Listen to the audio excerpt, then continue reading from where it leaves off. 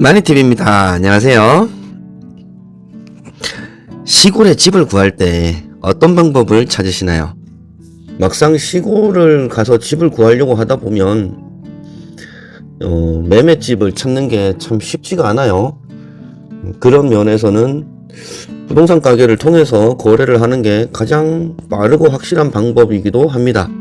그래서 오늘은 시골집을 살 때 부동산 가게를 이용해서 집을 사려고 할 때 어떤 부분을 감안했으면 좋겠는지에 대한 말씀을 드리겠습니다. 도시의 아파트나 빌라들과는 달리 시골의 집이라는 것은 이 가격이 정확히 정해진 게 없습니다. 팔려고 하는 집 주인의 마음이 곧 금액을 결정하는 거고요. 그렇다 보니 시골집을 사는 사람들 입장에서는 이게 정말 적정한 가격인가 이런 생각들을 하게 됩니다. 그리고 여기저기 들려오는 얘기들을 보면 집주인은 5천만 원만 받아줘 라고 했는데 부동산 가게에서 6천만 원에 저 집을 내놓고 팔더라, 뭐 이런 얘기들 심심치 않게 듣게 됩니다. 그렇다 보니 공인중개사를 통한 시골집 거래가 이게 참 적정한 금액인가 라는 의심을 하게 되죠. 법적으로는 공인중개사 중개수수료가 정해져 있습니다. 그런데 이게 좀 현실적이지가 않아요.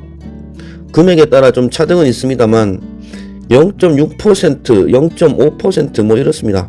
예를 들어 매매 금액이 5천만 원이다. 그러면 중개수수료가 30만 원이 채 안 되는 거예요. 이거는 그냥 같은 건물 안에 있는 거 소개를 해주고 계약서를 쓰는 정도면은 모를까, 시골집처럼 손님을 태워서 20km, 30km를 운전해 가서 보여주기에는 사실 너무 턱없는 금액이 되는 거죠.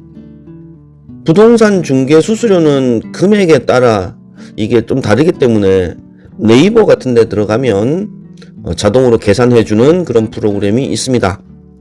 그래서 내가 실제로 얼마를 거래를 할 건데 부동산 중개 수수료는 얼마다 이렇게 입력을 하면 바로 알려는 줘요.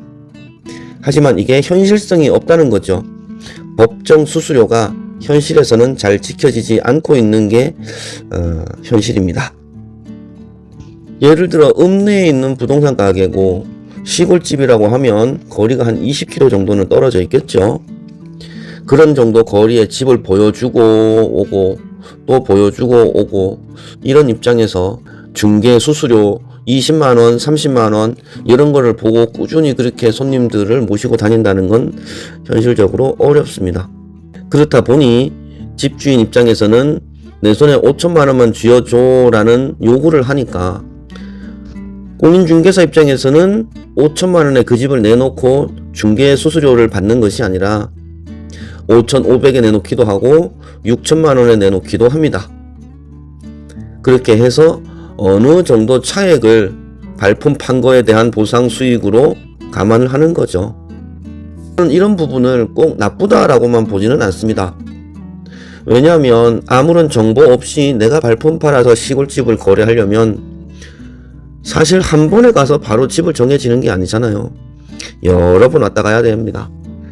그런 수고를 공인중개사를 통하면 돌 수 있다는 거, 또 그런 거에 대한 경비를 어느 정도 감안을 할 수 있다는 거, 그래서 공인중개사를 통한 거래가 더 효율적일 수도 있다라고 생각을 합니다.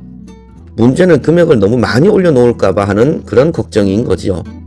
공인중개사 중에서도 예를 들어 A라는 부동산에서 잡은 물건인데 B라는 공인중개사가 유튜브 영상도 올리고 판다고 하면 처음 잡았던 물건에 이 A 공인중개사가 잡은 금액보다 조금 더 올라갑니다. 그래서 이 부분은 뭐 중고 자동차를 살 때도 그렇고요. 그런 어떤 딜러들만의 이익이 한 다리를 건너갈 때마다 조금씩 올라가는 그런 특징이 있습니다. 그래서 어느 지역을 가보면 뭐 공인중개사 분들이 유튜브를 하는 한 집에다가 매물을 좀 몰아서 주는 그런 경우도 있거든요. 그렇게 해서 유튜브를 활용하는 공인중개사분이 매매를 했을 때 서로의 이익을 뭐 퍼센트대로 해서 나눠 갖는 이렇게 영업을 하는 경우도 있습니다.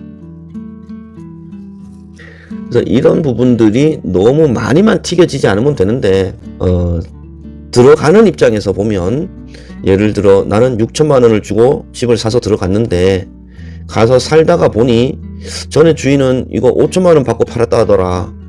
이렇게 1,000만 원의 차이가 나는 부분이 발생이 되는 거죠. 그렇게 되면 내가 저 집을 사면서 중개 수수료를 냈나? 사실상 대부분이 안 냅니다.